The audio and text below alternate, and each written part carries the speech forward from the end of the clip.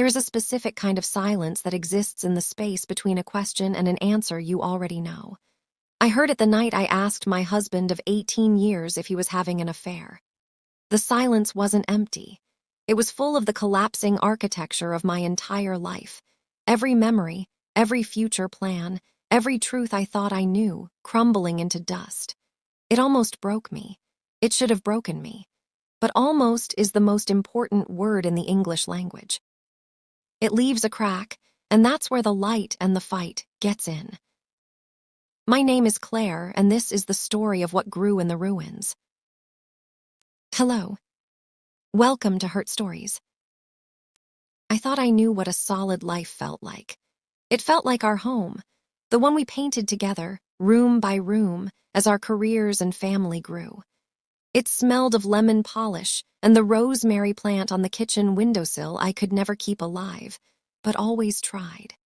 It sounded like the chaotic symphony of getting two teenagers out the door in the morning, and the quiet, tired laughter over wine after they were finally in bed. David and I weren't storybook. We were comfortable. We were a partnership, or so I believed. We had built a life with good bones, shared calendars, inside jokes, a mutual understanding of who handled car repairs him, and who navigated the emotional minefield of parent-teacher conferences, me.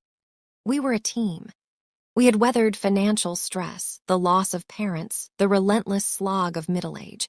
I thought our foundation was bedrock. I didn't know it was a house of cards, and he was already gently pulling one out from the bottom. The signs, of course, were there, but trust is the most effective blindfold. His new dedication to fitness that had him at the gym at odd hours.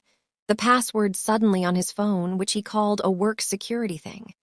The emotional distance I diagnosed as stress or male menopause. The new cologne, I'd joke, "Who are you trying to smell good for?" And he'd roll his eyes and say, "Myself, Claire. A man can't try to look after himself." And I, fool that I was, would feel a pang of guilt for teasing him. The mind will perform incredible feats of gymnastics to preserve its peace. It will call a lie a phase, a betrayal a rough patch. I was an Olympic gold medalist in denial. Discovery is rarely dramatic. It's a whisper, not a scream. For me, it was a dropped receipt, a piece of paper fluttering from the pocket of his jeans as I loaded the washing machine. It was from a boutique hotel in the city, a place we'd never stayed, dated for a night 2 weeks prior when he'd told me he was at a team building offsite. The total was for dinner, wine, and a room. One, one key. Time didn't stop. It inverted. I felt cold and hot all at once. I sat on the laundry room floor, the smell of detergent suddenly nauseating. I didn't cry. I just stared at the slip of paper, at the cheerful font detailing the cost of my oblivion. I confronted him that night after the kids were asleep. I held the receipt in my shaking hand. I didn't yell. My voice was a stranger's, low and hollow. "David, are you having an affair?" That was the silence, that breathtaking, world-ending silence. He didn't deny it. He just looked at me, and in his eyes I saw a terrifying combination of guilt, fear, and a bizarre, exhausted relief. The relief was what cut the deepest. The burden of the lie had been heavy for him, and he was about to hand it to me. The confession that followed was a cliché. It didn't mean anything. It was a mistake. It was only physical. "I love you, I never wanted to hurt you." Each phrase was a bullet, and each one missed the mark of explanation, embedding instead in the flesh of my understanding. The details, a coworker, 6 months, feelings he couldn't control, were just grotesque details on a painting of annihilation. The person I had built my life with, the man I had trusted with my body, my heart, my future, was a stranger. And worse, I was a stranger to myself. Who was this woman sitting so calmly, listening to her husband meticulously destroy her reality? What follows discovery isn't just grief. It's a total systemic failure of the self. My mind fractured. I became a committee of conflicting voices. One voice was hysterical, screaming in the quiet of my car. One voice was numb, mechanically packing school lunches. One voice was a detective, obsessively scrolling through phone records, credit card statements, building a timeline of my own humiliation. One voice was a beggar. What did I do wrong? Was I not enough? Tell me how to fix this. I couldn't eat. Sleep was impossible. I'd lie awake, my mind projecting a horror film of images I couldn't control. Them laughing, touching, in a hotel room I was paying for with my emotional labor, with my trust. The triggers were everywhere. A song on the radio, the smell of that cologne. The sight of our marital bed became a crime scene. I was a ghost in my own life. I'd drive to the grocery store and forget why I was there. I'd look at my children and feel a searing love mixed with terror. How could I break their world with this truth? I was holding a bomb, and I had to decide whether to let it obliterate us all or try to defuse it with my bare, shaking hands. David moved to the guest room. We moved around each other like satellites of mutual devastation, putting on a pantomime of normalcy for our kids. Mom and Dad are just tired. The weight of that lie added to the crushing load. This was the almost. This was the breaking point. I was a vase dropped on a tile floor, shattered into 1,000 jagged pieces. The temptation was to sweep myself up and throw myself away. The pain was so physical, so all-consuming, it felt like it would be easier to just stop. The lifeline didn't look like a hero. It looked like my oldest friend, Simone, showing up at my door with a suitcase and a bottle of tequila.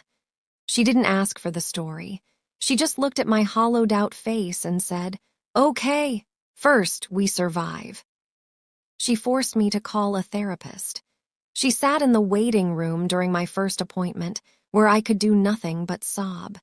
She made me eat toast. She answered my 3 a.m. text that just said, "I can't breathe," with a phone call where she just breathed with me.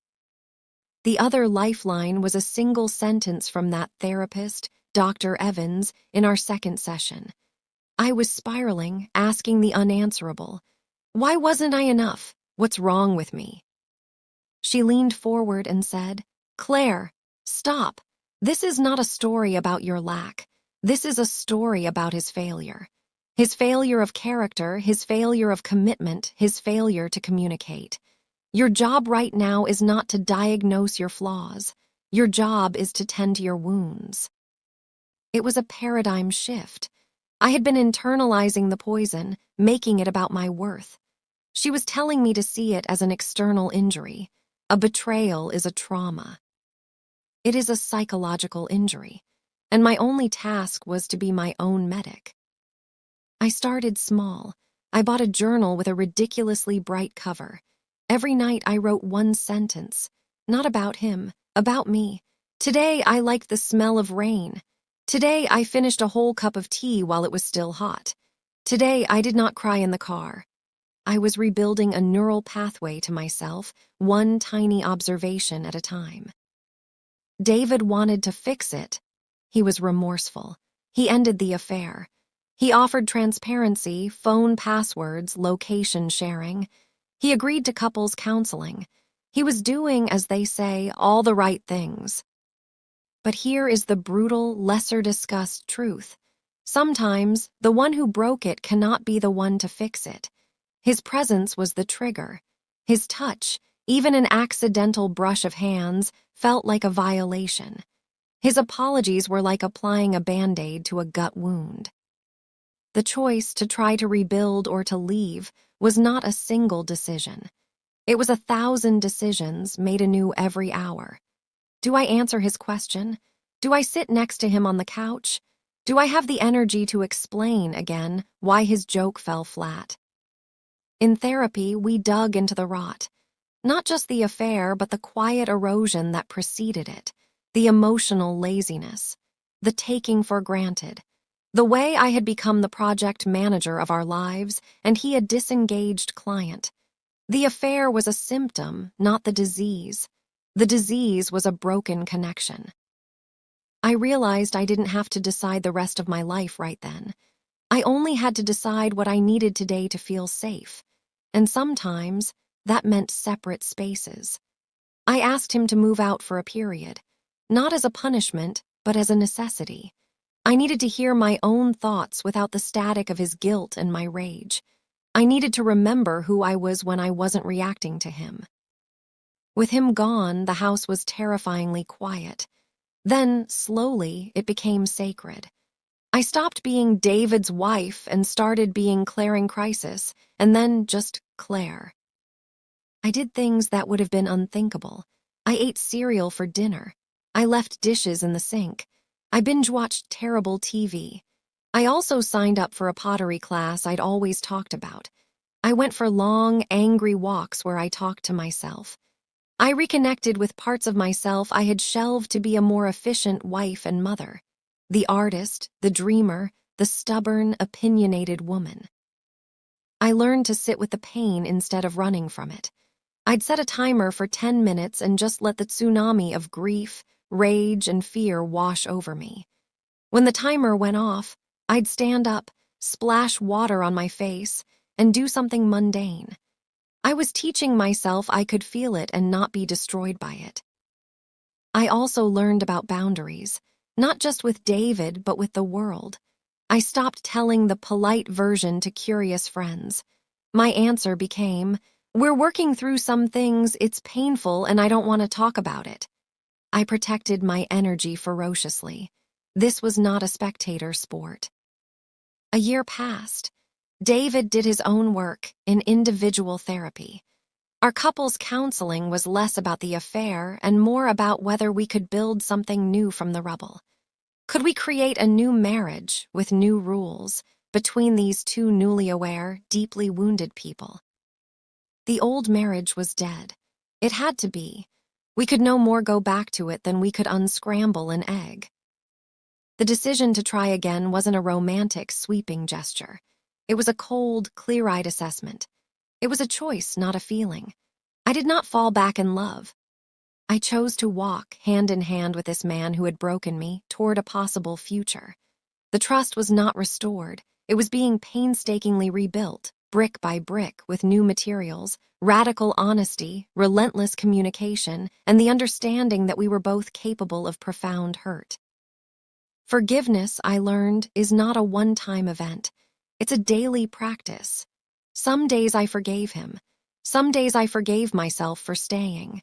Some days I didn't forgive anyone, and that was okay too. Forgiveness was not for him.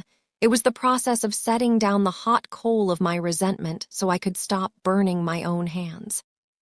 We are still together. 5 years later, our marriage is different. It's less comfortable and more honest. It has scars, and those scars are part of its topography now. We check in. We fight fair. We prioritize the us because we know how fragile it is. It is a conscious creation, not a passive coexistence. But this story is not about saving my marriage. This story is about saving myself. The affair almost broke me, but in breaking, I was forced to rebuild. And I built a woman who is stronger, wiser, and more ferociously herself than the one who existed before. I learned that my worth is not contingent on another person's fidelity. It is my own, immutable possession. I learned that resilience is not about not breaking. It's about learning how to put yourself back together and admiring the new pattern of the cracks. I learned that boundaries are the language of self-respect. I learned that the most profound love affair you can ever have is the one with your own resilient, messy, glorious self. The other woman didn't win. She was a catalyst in a story she never got to read.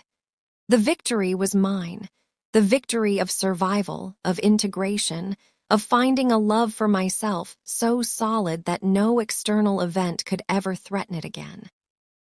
To you, sitting on the floor, holding your own piece of paper, your own undeniable truth. I see you, I am you. The pain you feel is valid and it is necessary. You are not crazy, you are not too much. You are grieving the death of the life you knew. Breathe just the next breath, then the next.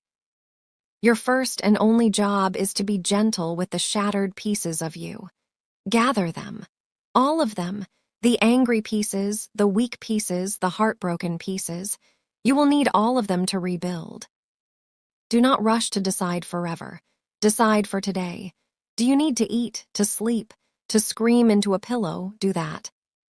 Reach out. One person. Say the words out loud. My partner betrayed me.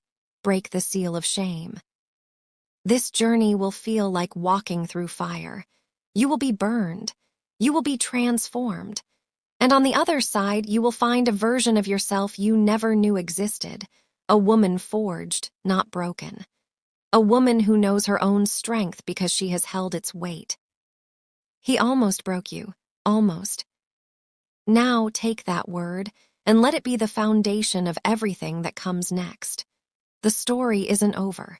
It's just become yours and yours alone to write. Thanks for listening. If you want to hear more story like this, please like the video and subscribe the channel. Hit the bell icon to get notified.